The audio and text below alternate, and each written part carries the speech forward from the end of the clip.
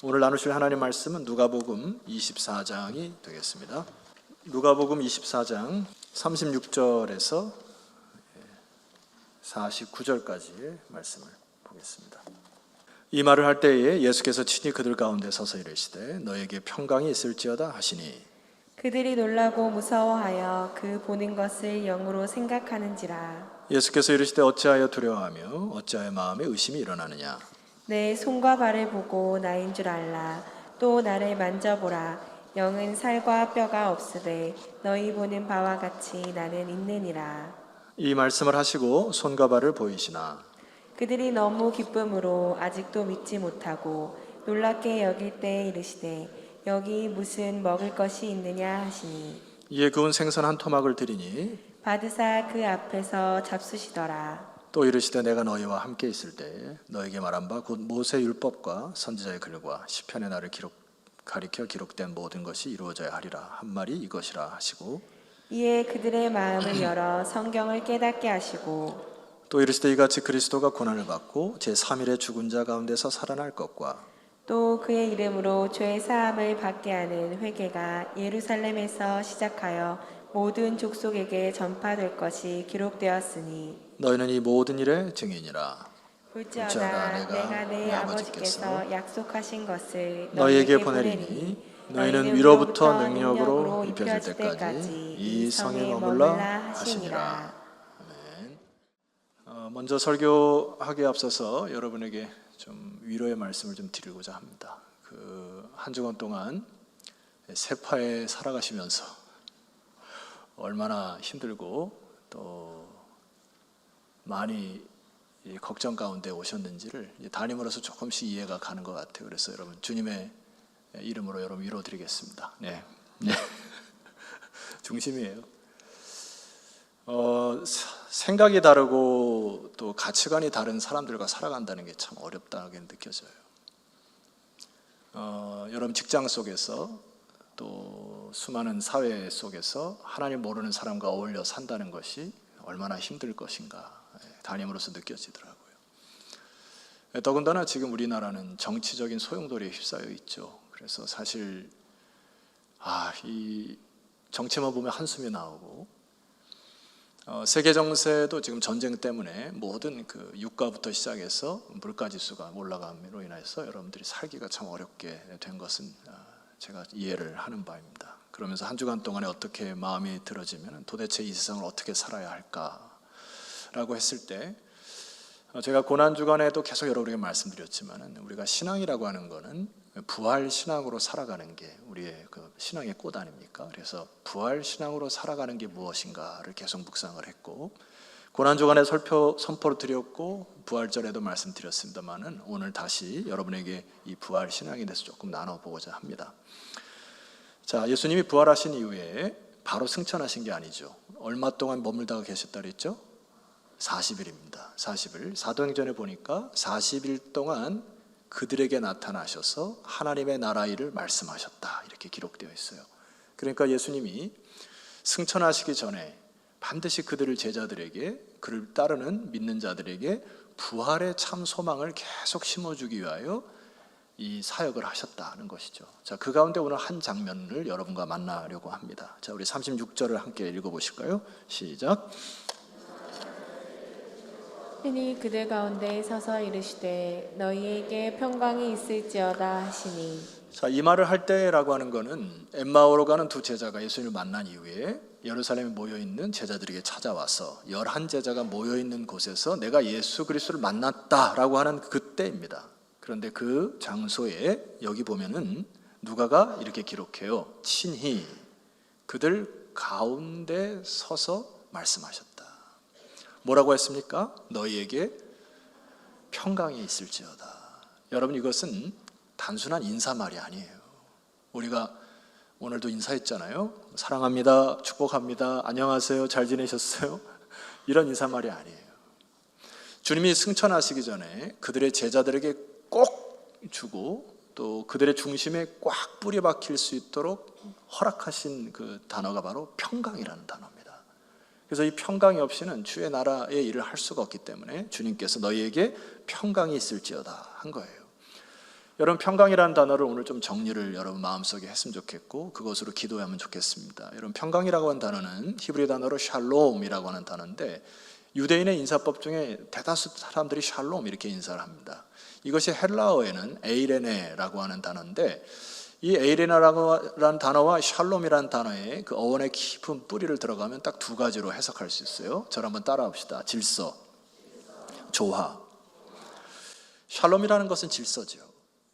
그러니까 인간이 창조자 하나님을 기억하여 위와 아래의 이 위계 질서, 하나님 앞에 머리를 숙일 수 있는 존재가 된다는 것이 질서죠. 바로 이때 샬롬이 찾아온다는 겁니다. 하나님 모르는 사람들이 세상을 통치하고 다스릴 때 혼돈이 오게 되죠. 왜냐하면 하나님을 경외하지 않고 사랑하지 않기 때문에 세상의 갈등이 비일비재하는 것입니다. 그래서 하나님과의 관계가 회복되고 성도 간의 교제가 시작되고 회복될 때 비로소 이것을 샬롬이라 하는 것입니다. 그래서 질서와 조화가 이루어질 때, 그렇지 않을 때 샬롬이 깨지는 거죠. 사실 바이러스로 우리가 고생을 하고 저도 좀 한 달 동안 고생을 해보니까 이게 힘들더라고요.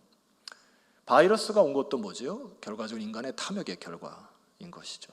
지구가 지금 펄펄 끓고 있습니다. 온난화의 원인이 뭐죠? 인간의 탐욕이에요. 그러니까 하나님을 두려워하지 않으니까 자기 이익을 위해서 불법을 저지르고 거짓을 일삼는 세상이 되어간단 말이에요. 그러니까 샬롬이 깨지는 겁니다. 외적으로 샬롬이 깨지기도 하지만은 내면에 이 샬롬이 깨질 때 위험한 것입니다. 오늘 이 제자들이 보게 될 때 주님께서 그들에게 나타나셨을 때 그들 안에 평강이 없음을 아신 거예요. 그래서 사실 그 외적인 평강은 내적을 다스릴 때 생기는데 오늘 여기 37절 말씀 보면 이들이 왜 평강이 사라졌는지를 한번 보셔야 됩니다. 제가 읽어드릴게요. 그들이 놀라고 무서워하여 그 보는 것을 뭐로 생각했다 했습니까? 영으로 생각했어요. 이 영으로 생각했다는 말은 귀신 정도로 안 겁니다. 예수님이 나타나셨는데 귀신이 나타났다 이런 거예요. 그러니까 성경의 곳곳에 보면 이제 환영도 보이는 거 이렇게 발생이 되죠. 엔돌의 신조판 여인이 사무엘을 부르는 장면 속에서 환영처럼 막 보이는 장면처럼 생각한 겁니다. 그러니까 이들이 놀라고 무서워한 거죠. 예수님의 존재를 잘 모르니까 샬롬이 깨진 것이죠. 속에 평강이 깨진 겁니다. 자, 그래서 예수님이 그들의 상태를 진단한 것이 38절입니다. 예수께서 이르시되 어찌하여 두려워하며 어찌하여 마음에 의심이 일어나느냐 하고 그들 안에 있는 두 가지를 본 것이죠. 두려움과 의심을 본 것입니다. 자, 여기까지 우리가 잠깐 오시게 되면은 우리가 자칫 잘못하면은 그 체험적인 신앙이 다라고 생각하는 거 위험합니다. 분명 여기 제자들이 예수님을 보았어요. 그리고 막달라 마리아에게 예수님 살아났다는 것을 들었습니다. 그리고 직접 예수님을 지금 보고 있어요. 그리고 엠마오 두 제자를 통해서 예수님과 대화했다는 것을 들었습니다. 그런데 이들의 평강이 회복되지가 않아요. 그러니까 내가 체험적이고 기적을 경험했다고 해서 신앙의 온전함이 아니라는 사실을 아셔야 합니다. 그래서 요한복음의 기록에 의하면 제자들이 문을 겹겹이 닫았다 이렇게 표현하고 있습니다. 그러니까 누가 들어오지 못하도록 아주 꽁꽁 문을 걸어 잠그고 한 겹, 두 겹, 세 겹 꽉 걸어놓은 것을 자기네들끼리 지금 이 동굴 속에 숨어버린 상태입니다. 평강이 없는 상태예요. 여러분, 우리가 인생을 살아갈 때 이런 상태가 위험합니다.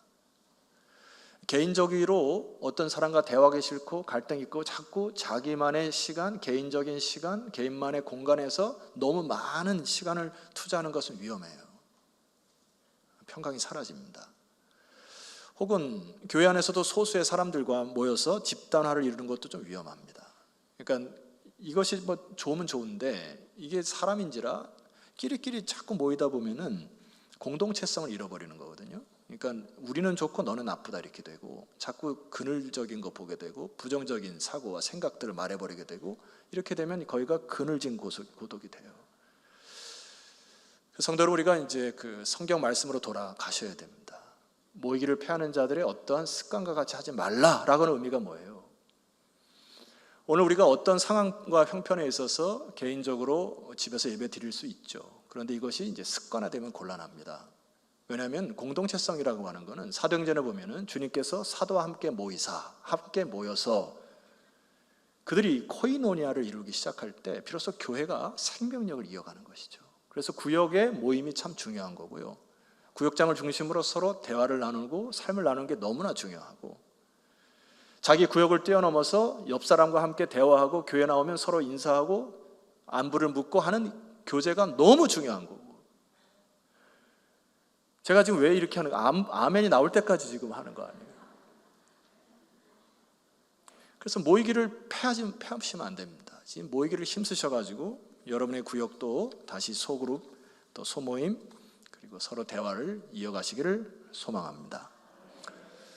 두려움으로 의심으로 움츠러있는 그들에게 나타나서 주님이 두 가지를 그들에게 꼭 말씀을 하시고 평강을 주시길 원하십니다. 자, 첫 번째 보실까요? 39절 이하에 제가 말씀을 읽어드릴게요. 내 손과 발을 보고 나인 줄 알라. 또 나를 만져보라. 영은 살과 뼈가 없으되 너희 보는 바와 같이 나는 있느니라. 40절, 이 말씀을 하시고 손과 발을 보이셨어요. 사실인 거죠. 그들이 너무 기쁨으로 아직도 믿지 못했습니다. 그러니까 이거는 기뻐하면서도 믿지 못하는 상태. 주님이 나타나서 주님인데 약간 의심이 있는 상태. 놀랍게 여기실 때에 이르시되 무슨 먹을 것이 있느냐 하시니, 계속해서 부활의 사실을 얘기하시는 거잖아요. 영이 아니라고 하는 거, 그걸 증명하시는 겁니다. 42절을 보니까 이에 구운 생선 한 토막을 드리니 받으사 그 앞에서 잡수셨더라. 이게 지금 부활의 몸으로 변하셨다는 것을 그들에게 말씀하는 거예요. 그리고 너희들도 앞으로 부활체로 변할 것이다. 시간과 공간을 초월할 뿐만 아니라 음식을 드시기도 하시고 만지시기도 하시는, 이게 태초에 하나님께서 우리의 몸의 원상태 회복이 부활체이기 때문에 굉장히 저는 기대가 많이 됩니다. 그래서 주님이 이 말씀을 하시면서 그들에게 당부한 게 있어요. 44절 말씀 보세요. 또 이르시되 내가 너희와 함께 있을 때에 너희에게 말한 바 곧 모세 율법과 선지자의 글과 시편에 나를 가리켜 기록된 모든 것이 어떻게 해야 한다고요? 이루어져야 할 텐데 지금 내가 너희들 앞에 서 있지 않느냐. 그래서 이 말씀을, 내가 너희들에게 서 있는 것을 받으라 한 것이에요.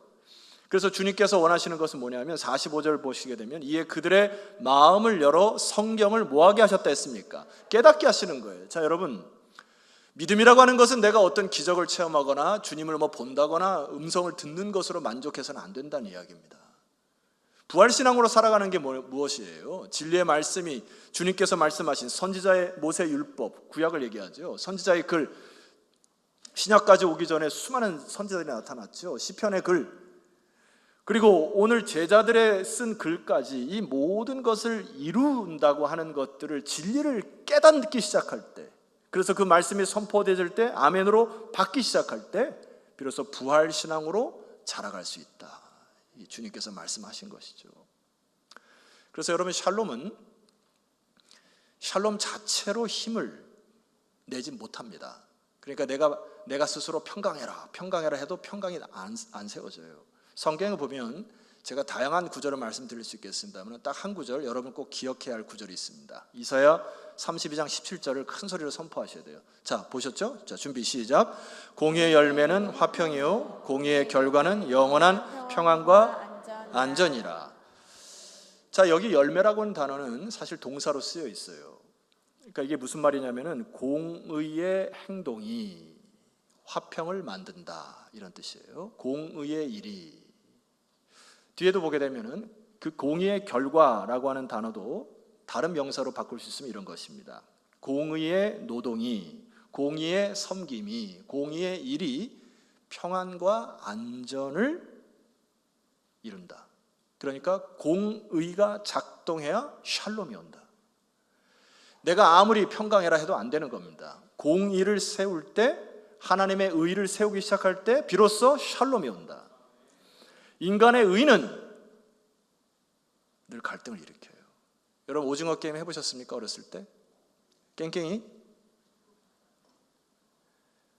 땅 따먹기. 돌을 가지고 말입니다. 엉덩이를 쭉 내밀고 쭉 내가 그림을 그러는데 매번 달라져요. 이게 인간의 의입니다. 나는 똑바로 그렸다고 하는데 오징어는 매번 달라집니다. 그래서 그 금이 애매해가지고 너 죽어서 살았어 막 싸우잖아요. 인간의 의는 화평을 이룰 수가 없다는 이야기입니다. 그래서 성경에서는 공의의 열매가 화평이고 공의의 결과가 영원한 평안과 안전을 가져다 준다. 그래서 여러분들은 삶을 살아갈 때 하나님의 말씀이 뭔지, 공의가 뭔지, 말씀이 뭐라 말씀하시는지, 주님의 부활체가 뭔지 끊임없이 그 의의를, 하나님의 의의를 세울 때만이 여러분의 관계가 풀어지는 거예요. 여러분의 가정의 샬롬이 회복될 줄 믿습니다.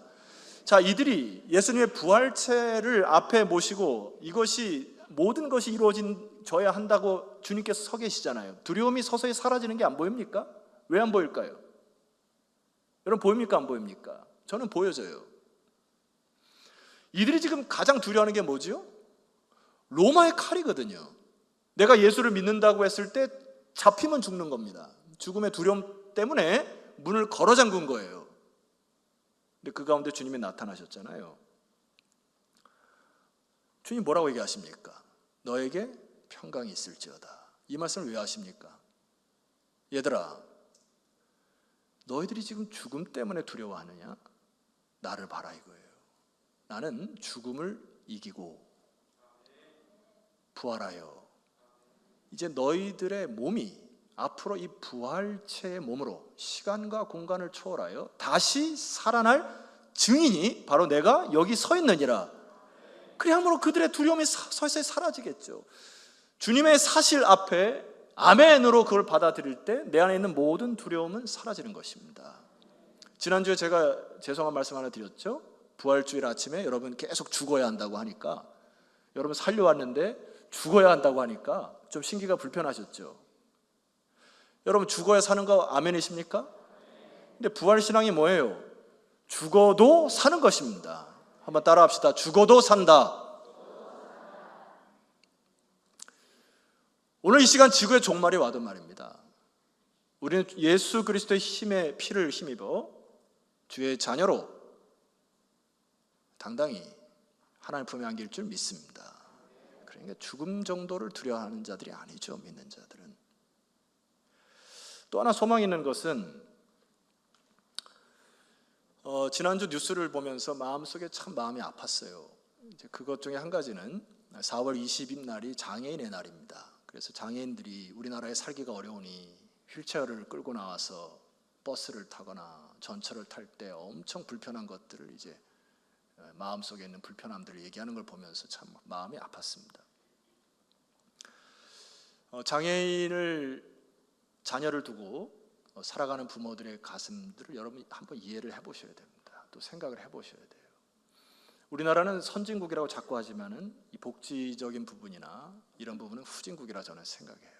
장애인들이 편견과 선입견 때문에 살아가기 어려운 나라 우리나라입니다. 그래서 이 부분은 여러분 많이 회개하셔야 합니다.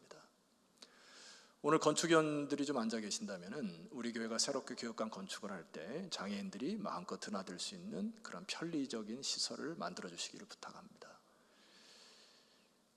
부활체에 대한 부분이 장애인과 함께 살아가는 우리 가정들에게 좀 소망이 되었으면 좋겠다라는 마음이 듭니다. 하나님께서 이제 그날에 다 여러분들이 주님 품에 안길 때 부활체 몸으로 회복시켜 주실 줄 믿습니다. 그래서 소망을 잃지 않았으면 좋겠어요. 이 세상 잠깐 지나가기 때문에. 그래서 우리 사랑부를 위해서 여러분 더 기도해 주시고 사랑부가 사랑으로 끈끈이 잘 갔으면 좋겠다는 생각이 듭니다. 자, 부활을 산다는 거 제가 유진 피터슨 목사님의 그 책 가운데 한 부분을 인용해 볼 테니까 한번 잘 들어보세요. 부활을 산다는 것은 부활의 생명, 죽음에서 벗어나는 생명, 죽음을 이기는 생명, 결정적 발언인 생명, 예수님의 생명을 믿고 거기에 동참하겠다는 의도적인 선택이다. 믿음이라는 것은 지적으로 끝내서는 안 됩니다. 내가 감정으로 기도한다고 해가지고 거기서 멈춰서는 안 되고 하나님께서 말씀하실 때 의지를 들여서 부활이 사실이라고 하면은 여러분이 창세기부터 요한계시록까지의 말씀이 믿음으로 받아들여진다고 하면은 의도적 선택을 하셔야 돼요. 이제는.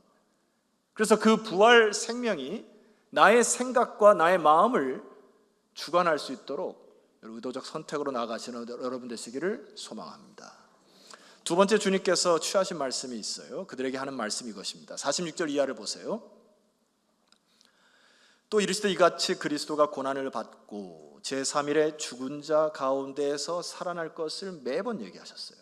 근데 또 하나 강조하신 게 있습니다. 47절 보세요. 이 부분을 여러분 함께 읽겠습니다. 시작. 또 그의 이름으로 죄사함을 받게 하는 회개가 예루살렘에서 시작하여 모든 족속에게 전파될 것이 기록되었으되 48절 너희는 이 모든 일의 증인이니라. 여기 여러분 놓쳐서는 안 될 단어가 있습니다. 죄사함을 받게 하는 회개가 어디서부터요? 예루살렘에서부터 시작된다. 여러분 혹시 예루살렘이라는 도시의 뜻을 아십니까? 예루살렘이라는 뜻은 히브리 단어의 평화의 도시라는 의미예요. 그런데 예수님이 살아계셨을 때에 이때 당시 예루살렘은 평화의 도시가 아니죠. 모든 선지자들을 잡아 죽였어요. 그리고 예수 그리스도까지 십자가에 처형을 시킨 장소가 바로 예루살렘이에요. 그리고 예수 믿는 사람들을 다 족족이 잡아다가 불법이 흥행했던, 죄악이 들끓었던, 성적 타락이 가득했던 도시가 바로 예루살렘입니다. 한마디로 암세포가 퍼져가지고 도시 전체 기능이 이게 완전히 기능을 회복할 수 없을 정도로 점점 암세포가 퍼졌던 그 도시가 바로 예루살렘이에요. 근데 오늘 성경은 뭐라고 얘기합니까? 죄사함을 받는 회개가 예루살렘으로부터 시작한다. 도대체 이게 어떻게 시작이 되는 원리일까요? 주님께서 이 예루살렘부터 시작하는 그 원리, 이 평강을 회복하는 원리를 이렇게 말씀하십니다. 49절입니다. 제가 읽어드립니다. 볼지어다 내가 내 아버지께서 약속하신 것을 너희에게 보내리니 너희는 위로부터 능력으로 입혀질 때까지 이 성에 머물라. 악의 도시, 범죄 도시, 암세포가 꽉 차 있는 도시에 하나님의 영의 기름 부음을 받은 제자들이 그 기름 부음을 받아서 입에서 입으로 회개가 터짐으로 인하여 마치 그 암세포가 꽉 뭉쳐있는 이 덩어리에 하나님의 성령의 기름 부음 받은 자들이 서서히 들어가 세포들이 다시 살아나는 이 장면이 바로 주님께서 말하시는 샬롬이에요. 여러분 예루살렘과 같은 상태에 있는 계신 분도 계실 수 있습니다. 관계가 많이 묶여있는 분들이 내가 어찌할 수 없는 상황에 놓이는 분도 계세요. 재정적으로 어려운 부분도 계십니다. 근데 그런 예루살렘 도시가 어떻게 평화의 도시로 다시 바뀝니까? 위로부터 능력이 입힐 때까지, 성령의 기름 부으심을 받을 때까지 잠잠히 참고 기다려 기도하는 자들에게 하나님의 영으로 부어주셔서 그 도시에 생명을 불어넣는 거죠. 오늘 우리에게 이러한 신앙의 회복이 필요한 것입니다. 에스겔 선지자가 환상을 보는데 에스겔 선지자의 환상은 바로 예수님께서 부활하신 이후에 성령을 보내신 성령 시대를 이야기하는 겁니다. 에스겔 36장 24절 화면을 통해 보시게 되면은 내가 너희를 여러 나라 가운데에서 인도하여 내고 여러 민족 가운데서 모아 데리고 고국 땅에 들어가서 25절 말씀 잘 기울이세요. 화면을 보세요. 맑은 물을 너희에게 뿌려서 너희로 정결하게 하되 곧 너희 모든 더러운 것에서와 모든 우상 숭배에서 너희를 정결하게 할 것이며 누가요? 성령께서요. 26절 또 새 영을 너희 속에 두고 새 마음을 너에게 주되 너희 육신에서 굳은 마음을 제거하고 부드러운 마음을 줄 것이며 누가요? 성령께서. 내 굳어진 마음 내가 결단한다고 안 됩니다. 두 손 들고 하나님께 기도하셔야 돼요. 하나님, 내 죄악이, 내 굳은 마음, 나의 교만함, 회개의 마음을 허락하여 주옵소서. 그래서 그런 부드러운 마음이 샬롬으로 임하는 것이 샬롬으로. 27절 또 내 영을 너희 속에 두어 너희로 내 율례를 행하게 하리니 너희가 내 규례를 지켜 행할지니라. 내가 너희 조상들에게 준 땅에서 너희가 거주하면서 내 백성이 되고 나는 너희 하나님이 되리라. 하나님의 영의 충만함이 이만큼 중요한 겁니다. 내가 하나님 앞에 기도할 때 하나님 주의 영의 임재함으로 이 일을 감당케 하옵소서. 그래서 하나님과의 관계가 이렇게 회복되잖아요. 나는 너희 하나님이 되고 너는 나의 백성이 될 것이다. 관계, 샬롬입니다. 그래서 에스겔의 환상은 오늘 여러분들이 이런 기도를 하셔야 돼요. 에스겔이 무엇을 봅니까? 에스겔 골짜기에서 마른 뼈들을 봐요. 여러분, 마른 뼈라는 의미는 뭐예요? 생기가 없는 거죠. 쓸데가 없는 겁니다. 그냥 퍽퍽한 거죠. 겉만 보아도 아무짝에 쓸데 없어요. 누가 다가가서 오기조차 싫어요. 마음의 어떤 그 상함과 아픔 속에서 이렇게 뼈가 마르는 것 같은 느낌의 상태가 마른 뼈입니다. 그런데 성령 시대에 여러분, 하나님 앞에 예배를 드리는 이유가 뭐죠? 내가 하나님의 영에 충만하여, 오늘 에스겔 선지자가 이렇게 선포합니다. 제가 선포할 때 아멘으로 하다 왔으면 좋겠어요. 주 여호와께서 이 뼈들에게 이같이 말씀하시기를, 내가 생기를 너희에게 들어가게 하리니 너희가 살아나리라. 성령 시대입니다. 이게 가정에 왜 아픔과 어둠과 그림자만 있습니까? 여러분, 성령께 기도하여 회개의 영을 부어달라 기도하셔야 합니다. 그래서 굳은 마음을 제거하여 부드러운 마음을 허락하옵소서. 교회도요, 꼬이고 묶이고 갈등이 있고 이걸 해결하지 못하면 말이에요, 세상 조직보다 더 악한 존재가 되지 않습니까? 교회도. 그러나 하나님의 영에 충만하기 위하여 이제 여러분들이 모이기를 힘쓰시는 여러분 되시기를 소망하고, 기도의 불씨를 일으켜 주시기를 부탁합니다. 하나님의 영이 감동됨으로 하는 겁니다. 주의 일은. 사도 바울이 이렇게 이제 그 에베소서에 보면은 그의 성도들에게, 에베소 교인들에게 이렇게 얘기해요. 그 안에서, 예수 그리스도 안에서 너희도 진리의 말씀, 화면 비춰주세요. 그 다음 거,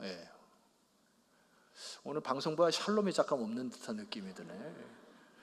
그 안에서 너희도 진리의 말씀, 곧 너희의 구원의 복음을 듣고, 들음으로부터 나는 거죠, 믿음은. 자, 그 다음 말씀 있잖아요. 그 안에서 또한 너희가 뭐 하라 했습니까? 믿어. 이 믿어라는 단어는 받는다라는 얘기예요. 그리스도가 부활체로 살아나셨고 부활하셨다는 것을 받으시라고요. 진리를 받으셔야 된다는 겁니다. 그 다음에 약속의 성령으로 인치심을 받기 시작할 때 샬롬이 오는 겁니다. 여기 인치심을 받는다는 것은 성령께서 보증하신다, 사인하신다, 성령께서 임하신다. 수많은 관계와 어려움 속에서 여러분, 그 예루살렘과 같은 죄악의 도시가 평화의 도시로 바뀔 때는 성령의 임하심으로, 성령이 감동함으로 도시가 바뀌는 것처럼 여러분 안에 이런 샬롬이 회복되기를 소망합니다. 여러분, 우리가 오래 살아도 100년 살기 어렵잖아요. 좀 서로 평화스럽게 삽시다. 세상 나가서도 치이는데 교회 안에서 와서 좀 그리스도 안에서 좀 서로 화평했으면 좋겠고, 서로 위로했으면 좋겠고, 기쁘게 살아가면 좋겠습니다. 자, 우리 자리에서 일어나서 우리 말씀 하나 선포하고 찬양할 건데요. 기준이 하나 있어요. 기준이. 축구 경기를 하게 되면은 심판이 그 경기를 주도해야 끝이 나고 질서 있게 끝납니다. 자, 그 말씀 하나가 있어요. 골로새서 3장 15절. 방송부, 이제 회복됐네. 질서가 회복됐네. 아까 에스겔 말씀이 안 나가지고 조금 거시기 했는데, 저를 한번 따라 봅시다. 그리스도의 평강이 너희 마음을 주장하게 하라. 그리스도의 평강이 심판관이 되도록 하라는 얘기입니다. 여러분, 수많은 갈등 속에서 여러분의 잣대를 내려놓으라고요. 그리스도의 평강이 심판관이 되도록 맡기셔야 되는 겁니다. 그래서 그 평강이 있을 때, 평강과 함께일 때 우리는 좋은 일이 되는 거고, 평강과 멀어지면 나쁜 일이 되는 기준이 되는 거예요. 그러니까 여러분, 이 주님께서 그의 제자들에게 너희에게 평강이 있을지어다 한 것이에요. 평강을 회복하셔야 되고, 우리가 찬양할 때 마른 뼈 같은 내가 생기가 불어넣어지고 여러분의 가정도 자녀도 생기 있는 생명 있는 신앙이 되었으면 좋겠습니다. 여러분의 인생 가운데 주의 평강이 있기를 소망합니다. 여러분의 가정에 하나님의 평강이 임하기를 소망합니다. 하나님, 이 교회가 주님의 평강으로 광명시를 다스리게 하옵소서. 우리 주여 한번 간절히 부르시고 기도하며 나아갑니다.